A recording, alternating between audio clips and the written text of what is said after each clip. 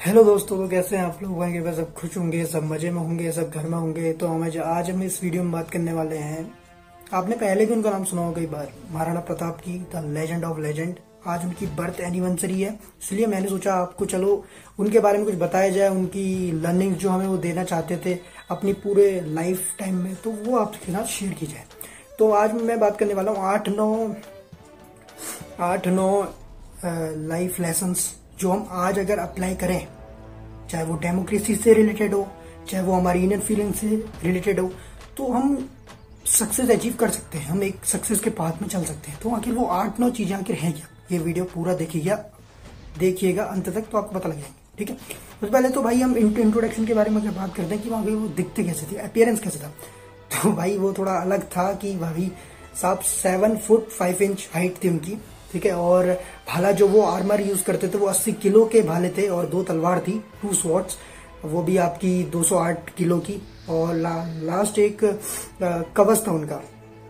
ठीक है, भाला सॉरी स्पेयर, और कवच था उनका, आर्मर था 72 किलो का। तो टोटल मिला के पूरा होता है 360 किलो। कैन यू इमेजिन, एक आदमी 360 किलो उठा के लड़ने जाता था। तो सोच सकते हैं आप बॉडी पावर कितनी तगड़ी थी उनकी, आप ही खुद सोच सकते हैं कितनी तगड़ी सी मतलब उनकी अपीयरेंस थी बॉडी की। ठीक है, आप भाई साहब ऐसे बंदे को देख के तो आधे मुगल तो वैसे ही फट फुट के भाग जाएंगे यार, वहां से कहाँ लड़ेगा कोई भी। तो हाँ, आएंगे उस बात में भी आएंगे कि ब्रेवरी करेज वगैरह क्या था करके। चलिए शुरू करते हैं। सबसे पहली लर्निंग जो हम उनकी लाइफ से ले सकते हैं वो है सेल्फ रिस्पेक्ट, जिसको हिंदी में कहते हैं स्वाभिमान। स्वाभिमान इतना तगड़ा था कि भाई डिगमगाया नहीं कभी भी। उन्होंने कहते हैं घास की रोटी खाई, जो घास वगैरह होती है उसकी रोटी बन जाती है, तो वो रोटी खाई उन्होंने। जैसे मडवे की रोटी होती है वैसी होती है बेसिकली घास की रोटी भी, लेकिन वो ग्रीन कलर की होती है। तो घास की रोटी खाई उन्होंने, और वो कई टाइम तक बाहर रहे, अपने राज्य से, मेवाड़ से बाहर रहे, वो कई टाइम तक जंगलों में रहे। ठीक है, तो उन्होंने घास की रोटी खाई वहां पे, और मतलब कह सकते हैं सेल्फ रिस्पेक्ट नहीं करेगी अपनी, सेल्फ रिस्पेक्ट के लिए वो बाहर रहे। तो हम इससे क्या सीख सकते हैं? आजकल के टाइम हम अपनी कुछ नहीं देखते हैं, एक लड़की के सामने अपनी सेल्फ रिस्पेक्ट गवा देते हैं। एक लड़की के चक्कर से कोई कबीर सिंह बने फिर रहा है, कोई मजनू बने फिर रहा है, कोई लैला बने फिर रही है। तो यार एक सेल्फ रिस्पेक्ट एक नाम की चीज होती है, और वो भी अपने कंट्री के लिए। लेकिन हाँ, ऐसी बात नहीं सेल्फ रिस्पेक्ट सिर्फ उनकी लड़की के लिए, मतलब ये वगैरह से सीन था नहीं, कंट्री के लिए सेल्फ रिस्पेक्ट थी। तो हम इससे ये सीख सकते हैं कि भाई कुछ भी हो, अपनी सेल्फ रिस्पेक्ट नहीं गंवानी है। जो हम आजकल के टाइम पे पढ़ते हैं यार, तुम लोग वहां पढ़ते हो सेल्फ रिस्पेक्ट, वहां बड़ा कूल लगता है ना तुम्हें। यहाँ पे अगर तुम उनकी हिस्ट्री देखोगे, उनकी देखोगे किस तरीके से वो रहे हैं, जिए हैं, तुम्हें सेल्फ रिस्पेक्ट का एक्चुअल मीनिंग ना यहाँ से पता लगेगा भाई क्या होती है सेल्फ रिस्पेक्ट करके। ठीक है, दूसरा हम बात करते हैं जो हम उनसे सीख सकते हैं कि देशभक्ति, नेशनलिज्म, पैट्रियोटिज्म, देशभक्ति। भाई जब पूरा इंडिया अकबर के सामने झुक गया था, बादशाह हिंद भी कहते हैं अकबर को, तो पूरा इंडिया जब अकबर के सामने झुक गया था, और पूरा राजपूताना, समस्त राजपूताना जब अकबर के सामने झुक गया था, तो एक ये थे मेवाड़ में खड़े जो नहीं झुके थे। बाकी राजस्थान के और भी जैसे वो थे, जो स्टेट वगैरह थे राजस्थान के, और इंडिया में जो बाकी थे गुजरात वगैरह, और वो सब अकबर के बैंड ऑफ हो गए थे, झुक गए थे उसके सामने। उसकी आर्मी बहुत बड़ी थी ना इसलिए। लेकिन ये थे जो डगमगा गए भाई, झुके नहीं बंदे ये वहां पे उसके सामने। और इनके साथ कहीं और भी थे, पत्ता सिंह चुंडावत, जयमल सिंह राठौर, तो वो सब राजस्थान के बड़े बड़े शूरवीर हैं। लेकिन हमारी हिस्ट्री बुक्स में हमें सिर्फ ये अकबर, मुगल, शाहजहां वगैरह ये सब बताया गया है, इसके अलावा कुछ बताया नहीं। तो बंदे जयमल सिंह राठौर को कोई नहीं जानता होगा, बहुत तगड़े शूरवीर थे भी। ठीक है, तो ये सब लोग जो थे, मतलब मेनली महाराणा प्रताप इनके हेड थे। तो महाराणा प्रताप जो थे अकबर के सामने झुके नहीं। तो देशभक्ति देखिए आप, जब समस्त लोग झुक गए, वो भी तो कह सकते थे कि नहीं यार मुझे भी झुक जाना चाहिए, भाई इतने सब लोग झुक गए, इतनी बड़ी आर्मी है उसके पास, लेकिन नहीं, वो नहीं झुके। तो हम यहाँ से एक चीज इनसे देशभक्ति सीख सकते हैं अपनी लाइफ में, अगर देशभक्ति हो तो ऐसी। ठीक है, तीसरी चीज आती है सेक्रीफाइसेस। हर किसी को अपनी लाइफ में देने पड़ते हैं, कि किसी ना किसी चीज का सेक्रीफाइस देना पड़ता है, किसी बड़ी चीज का, कोई छोटी चीज का देना पड़ता है। तो इन्होंने भी अपना सेक्रीफाइस दे दिया था, अपना घर त्याग दिया था इन्होंने, और जंगलों में रहे थे कई टाइम्स तक, ताकि अकबर के खिलाफ एक स्ट्रेटेजी बना सकें, एक अलायंस कर सकें, जिससे उससे लड़ सकें, कैसे क्या सोचता है अकबर, कैसे करके। तो ये सब करके उन्होंने स्ट्रेटेजी बनाई थी और सेक्रीफाइसेस दिए थे। अपना घर त्याग दिया था, अपनी बीवी, अपनी माँ वगैरह, अपना परिवार एक जगह, लेकिन देश पहले। तो इस टाइप के सेक्रीफाइसेस। तो अगर हम इस टाइप के सेक्रीफाइसेस के बारे में अभी भी अपनी रियल लाइफ में भी यूज करें इस चीज को, तो बहुत आगे हम सोच सकते हैं, बहुत आगे सोच सकते हैं। चौथी चीज आती है इक्वल ऑल कास्ट। ये सबसे इंपॉर्टेंट है, स्पेशली गांव एरियाज को। ये छुआछूत कहते हैं, जो मतलब ये छोटी बड़ी करते हैं, और कि भाई अगर वो पकड़ेंगे तो एक पानी की बोतल है, अगर उन्होंने पकड़ लिया तो उसमें क्या हो जाएगा। यार एक बात बताओ भाई, मुझे एक बात बताओ भाई, कि जो पानी है, ठीक है, अगर हम पकड़ रहे हैं वो वैसी है, उसके अंदर कंपोनेंट्स वैसी हैं, जो कंपोनेंट्स होते हैं, अगर साइंस की वैसे देखें साइंटिफिकली तो कंपोनेंट्स वैसी है, वो पकड़ रहे हैं तब भी वैसी कंपोनेंट है। भाई इंसान है ना, पहले इंसान है नहीं है, उसके बाद जाके ये सब है। तो भाई साहब इनसे सीखने को ये मिलता है, इनके उसमें राणा पुंजा जी थे, भील थे, वो भील द ट्राइबल्स पीपल, जो बहुत मतलब पुराने लोग पिछड़ी जाति के होते हैं, तो इनके उसमें होते, उनको इन्होंने अपनी 8 इनके पूरी वो थी टोटल, मतलब एक तरीके से कह सकते हैं 8 आर्मी थी, 8 मैन सबसे मेन थे इनके। तो उसमें वो एक मैन थे इनके, मतलब बहुत मेन मैन थे, जिन्होंने अकबर के खिलाफ कई लड़ाइयाँ लड़ी थी और मुगलों को बड़ा मुंह तोड़ जवाब दिया था, राणा पुंजा सिंह करके, ठीक है। तो उनको राणा बोला जाता है, जबकि वो थे भील, लेकिन उनको राणा साहब बोला जाता है। वहाँ पे राजस्थान में आज भी राणा पुंजा जी की ये सब चीज वहाँ पे ट्रिब्यूट दिया जाता है। तो हम इससे क्या सीख सकते हैं? देखिए, इनसे हम ये सीख सकते हैं कि इन्होंने सब कास्ट को इक्वल देखा। इनकी लड़ाई अकबर से थी, कास्ट से नहीं थी। जिसकी लड़ाई कास्ट से होगी वो ये कास्टिज्म करेगा कि ये बड़ी का है, वो छोटी का है, वो पानी नहीं छू सकते, कुछ नहीं होता है सब। पानी हम भी छू सकते हैं, वो भी छू सकते हैं, ठीक है। और मंदिर में भगवान कभी ये नहीं बोलते हैं, हमने हमारे वेदों में, गीता में कहीं पे ये नहीं लिखा कि भाई वो नहीं आ सकते मंदिर या नहीं सकते। ये तो ये लोगों के बनाई हुई आइडियोलॉजी है, ये लोगों के बनाई हुई चीजें हैं, इसको बंद होना चाहिए। कास्टिज्म अभी कुछ गांवों में होता है लेकिन शहरों में नहीं होता है, अब तो खैर बंद है फिलहाल ये सब। और दूसरा, आप लोग सोच रहे होंगे मैं एक ही साइड की बात करूं, आरक्षण की बात कर लेते हैं। आरक्षण भी बंद होना चाहिए, ठीक है। तो दोनों चीज एक तरीके से कह सकते हैं, लेकिन ये अब तो मुश्किल लगता है, इम्पॉसिबल टाइप का टास्क है एक तरीके से, क्योंकि पहले से होता हुआ है। वो 5 साल तक लगाया था भीमराव अम्बेडकर जी ने, लेकिन ये कांग्रेस की सरकार ने उसको लंबा चला दिया वोट्स के लिए। फिर उसके बाद अभी बीजेपी भी उसको बंद नहीं कर सकती। इन लोगों ने तो अपने वोट बैंक के लिए चलाया एक तरीके से। तो ये दोनों चीज हटनी चाहिए, सबको इक्वल दर्जा मिले, और पढ़ाई में भी, कंपटीशन में भी आओ भाई, लड़ो, इक्वल लड़ो ना। क्या कहते हैं, रिजल्ट में किसी के परसेंट कम में कोई अंदर नहीं जाएगा, इक्वल की लड़ाई करवा जाओ। तो ये सब की बातें चीजें हैं। तो हम इनसे ये सीख सकते हैं कि equal in all cast, equal all cast में हम इक्वली देखना चाहिए हमें सब बंदों को, ठीक है। कोई ऊंचा कोई नीचा नहीं, देश सबसे पहले रहना चाहिए, उसके बाद अपना धर्म, देश सबसे पहले रहना चाहिए। उसके बाद 6th स्ट्रेटेजी है, कास्ट तो इक्वल हो गई, इन्होंने धर्म में भी कोई भेदभाव नहीं किया, इक्वल इन और रिलीजन इक्वल। जो आजकल नेता लोग को सीखना चाहिए, जो आजकल पॉलिटिशियन को सीखना चाहिए, जो आजकल कुछ लोगों को सीखना चाहिए। इनकी जो मुसलमान की टोली थी मुस्लिम्स की, हाकिम खान सूरी जी पठान थे, वो हाकिम खान सूरी जी जो पठान थे, वो थे इनके उसमें, इनके तोपमियां थे वो, मतलब तोबों से उन्होंने अकबर की आधी सेना ध्वस्त कर दी थी। ये 1576 जो बैटल ऑफ हल्दी घाटी हुआ था उसमें, ठीक है। और दूसरे थे इस्लाम खान करके एक अफगान थे इनके साथ, वो भी तोपची थे, और हाकिम खान सूरी जी भी तोपची थे। तो ये एक तो अफगान थे, एक पठान थे।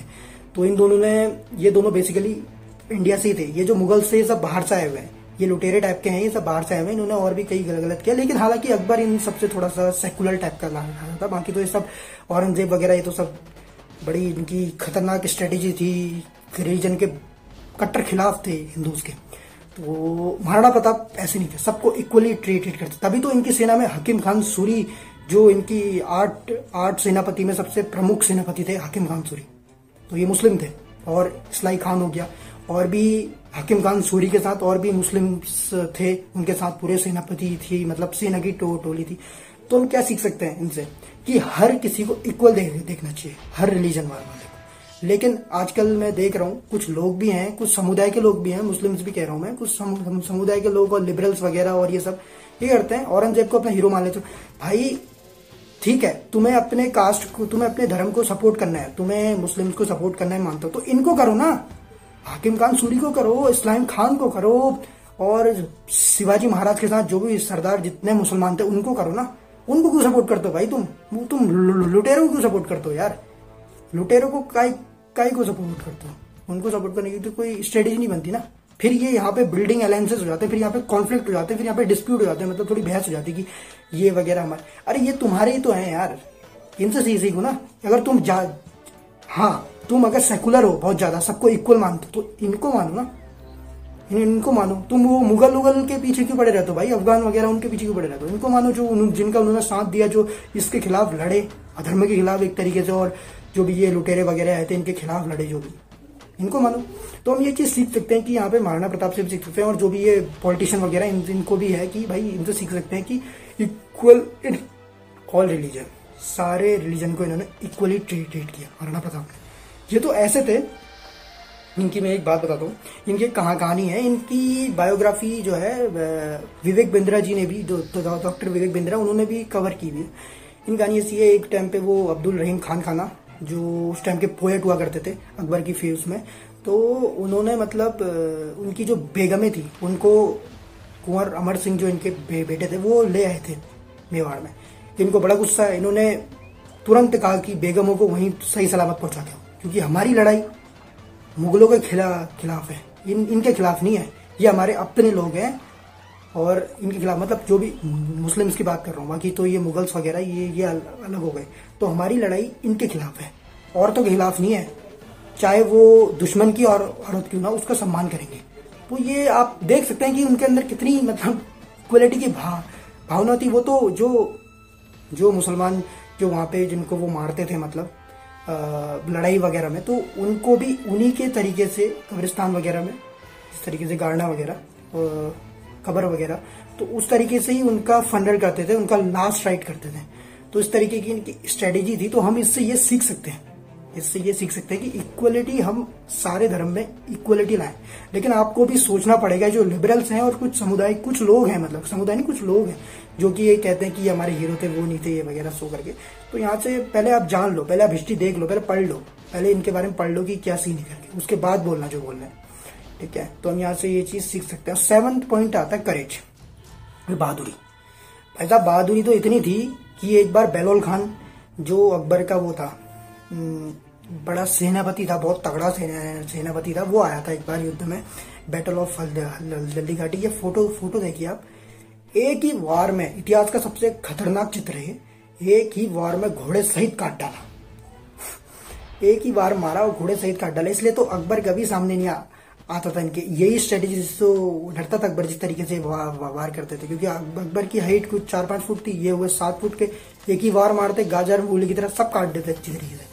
तो भाई साहब ये एक ही वार में इन्होंने 2 हिस्से कर डाले थे बहलोल खानदान के, ठीक है। तो ये इतिहास का एक, मतलब हिस्ट्री का सबसे खतरनाक चित्र था, जिस तरीके से आदमी को मारा।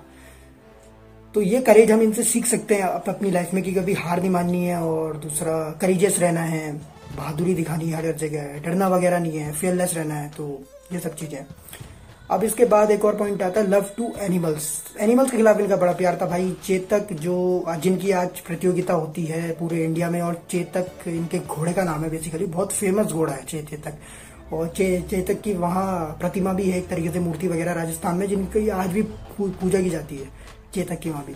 तो इनके नाम की प्रतियोगिता भी होती है पूरे भारत के अंदर। तो चेतक का भाई ऐसा सीन था कि चेतक जो था, स्वामी भक्त इसको कहते हैं, बहुत तगड़ा वाला, और राम प्रसाद इनका एक हाथी था। तो चेतक ने, वो आपने सुना होगा कि 25 फीट का नाला पार किया था, जब महाराणा प्रताप हल्दी घाटी से जब वहां से भागे थे। एक कॉन्फ्लिक्ट और चलता है महाराणा प्रताप और अकबर के बीच में, कि कौन जीता बैटल ऑफ हल्दी घाटी। जीता कोई भी नहीं। यहाँ के लोग कहते हैं कि हम लोग, RSS या ये लोग कह रहे थे कि महाराणा प्रताप जीते, और वो लोग कहते हैं कि नहीं अकबर जीता, महाराणा प्रताप भाग गए थे। भागे नहीं थे भाई। उस टाइम पे महाराणा प्रताप की सबसे बड़ी कमजोरी ये हुई थी कि उनके अपने जो लोग थे, शक्ति सिंह और वो, ये अकबर के साथ चले गए थे। तो महाराणा प्रताप को उनके बड़े लीडर्स ने कहा कि भाई तुम जाओ करके, यहाँ से तुम जाओ, तुम बैटल ऑफ हल्दी घाटी छोड़ के जाओ, क्योंकि तुम्हें चित्तौड़ भी छुड़ाना है। तो कुछ सिचुएशन उस टाइम ऐसी क्रिएट हो गई थी, जिसकी वजह से उनको वहां से जाना पड़ा था। तो वहीं पे चेतक ने 25 फीट नाला पार किया था, और अपने स्वामी के लिए स्वामी भक्ति दिखाई थी, जो लीडर थे उनके लिए वो दिखाया था और बचाया था। तो ठीक है। और दूसरा राम प्रसाद एक हाथी था उनका, बहुत प्रसिद्ध हाथी था। तो हम ये सीख सकते हैं यहाँ पे लव टू एनिमल्स। एनिमल्स को लिए इतना प्यार था उनको, वो कहते हैं कि अपनी बीवी से भी ज्यादा पसंद करते थे चेतक को, तो ये कहते हैं ऐसा। तो हम इससे यहाँ पे ये सीख सकते हैं। तो ये वो कॉन्फ्लिक्ट जो है ना वो चलते रहती है। तो कोई सोर्स कुछ कहता है उसके बारे में, कोई सोर्स कुछ कहता है, लेकिन मैं जो आपको बात बता रहा हूँ वो उस सोर्स से बता रहा हूँ। वो महाराणा प्रताप का एक सीरियल भी है, ठीक है, वो महाराणा प्रताप की ऑटोबायोग्राफी से ही लिया गया है, उनकी बुक है ना। और भी सोर्सेज हैं, इंडिया टुडे ने भी कवर किया, न्यूज 18 ने भी कवर किया, और भी बहुत बहुत बड़े बड़े न्यूज चैनल्स हैं जिन्होंने ये सब चीज कवर की थी। देखिए उस युद्ध में जीता कोई भी नहीं था, क्योंकि भाई जीता अकबर तो कभी सामने ही नहीं आया युद्ध में। कई का युद्ध हो गया, दो वॉरियर्स के बीच जब युद्ध होता है तो सामने वाला भी तो आता है, सेना ही सेना भेजने में लगा पड़ा था। तो ऐसे मतलब जीता कुछ नहीं था। इसमें बड़ी एक तगड़ी बहस चलती है आज के टाइम भी। तो आप देख लीजिए खुद ही गूगल पे सर्च करके, तो आपको मिल जाएगा। न्यूज 18 ने भी कवर कर रखा है और चीजों ने भी कवर कर रखा है। अब 8th पॉइंट हम ये सीखते हैं कि एनिमी तारीफ करते हैं। हाँ, ऐसे बनो भाई जो तुम्हारे दुश्मन भी तुम्हारी तारीफ करे। तो इनका ऐसा स्ट्रेटेजी थी। दुश्मन जो अकबर थे, जब इनकी डेथ हुई थी लास्ट में, जब ये शहीद हुए थे, तो अकबर कहते हैं, कई सारे सोर्सेज कहते हैं, और दूसरा वो सीरियल में भी यही कुछ दिखा रखा था। मैंने देखा है वो सीरियल। अगर आपको भी देखना है कि इनकी ये स्ट्रेटेजी सारे धर्म को इक्वल मानने वाली, सारे कास्ट को इक्वल मानने, एक बार आप वो सीरियल जरूर देखिएगा। मैंने तो पूरा देखा है, तभी बोल रहा हूँ कि भाई साहब क्या कहते हैं, एनिमी भी इनकी तारीफ क्या करते थे। तो अकबर ने कहते हैं कि आंसू बहाए थे जब उनकी लास्ट, उनको पता लगा था कि उनकी डेथ हो गई है करके। तो अकबर ने बेसिकली ये कहा था कि मैं पूरे साल तक उनको कभी पकड़ नहीं पाया, उनको कभी हरा नहीं सका। जो मेरा था मत कि मैं उनको झुका सकूं, तो वो कभी झुका नहीं सका मैं, ठीक है। और दूसरा बैरम खान जो अकबर के वो थे सबसे, मतलब बैरम खान को ही अकबर का सलाहकार एक तरीके से माना जाता है, अकबर का जिसने बिल्डअप अलायंस किया। तो बैरम खान जो उनके गुरु थे अकबर के, तो उन्होंने भी जब वो डेथ हुई थी तो महाराणा प्रताप उस टाइम वहां पे गए हुए थे, तो उनसे कहा था महाराणा प्रताप से कि इतिहास में जब भी नाम आएगा तो महाराणा प्रताप का सबसे अव्वल में नाम आएगा, सबसे ऊपर नाम आएगा, ठीक है। तो दुश्मन भी तारीफ क्या करते थे। अबू रहीम खान खाना, जिसका मैंने बताया, वो पोएट जिनकी बेगम को वो उठा के लेके आए थे, उन्होंने जब वापस करा तो अबू रहीम खान खाना ने भी तारीफ की थी, राजा हो तो ऐसा करके, जो रिस्पेक्ट करे हर उसकी, मतलब रिलीजन की, कास्ट की, लेडीज की। तो इस टाइप से बातें हुई थी। और सबसे लास्ट एक आता है कि नेवर गिव अप। भाई साहब ये लास्ट पॉइंट है, इसको आप ध्यान रखिएगा, ये सबसे important point, never give up. पूरे टाइम तक घास की रोटी भी खाना मंजूर किया भाई। अकबर ने 3-4 बार इनके पास वो भेजे अपने, मतलब मुस्लिम बंदे भी भेजे और राजपूत भी भेजे, कई सारे जो अकबर के साथ थे उस टाइम पे वो भेजे अकबर ने, ताकि ये गिव अप कर लें और समझ जाएं कि मेवाड़ उनको दे दो करके। लेकिन नहीं दिया, नेवर गिव अप। इन्होंने आखिरी तक लड़ाई की, अपने डेथ तक लड़ाई की, लेकिन कभी गिव अप नहीं किया। तो ये सब चीजें हैं, ये 9 पॉइंट्स हैं, 9 स्ट्रेटेजीज हैं, 9 लर्निंग पॉइंट्स हैं जो कि आप जान सकते हो इनके बारे में, ठीक है। तो चलिए ठीक है, मुझे लगता है कि आप लोग इस चीज को समझ गए। तो जय महाराणा प्रताप की, जय एकलिंग जी की, जय श्री राम, जय हिंद।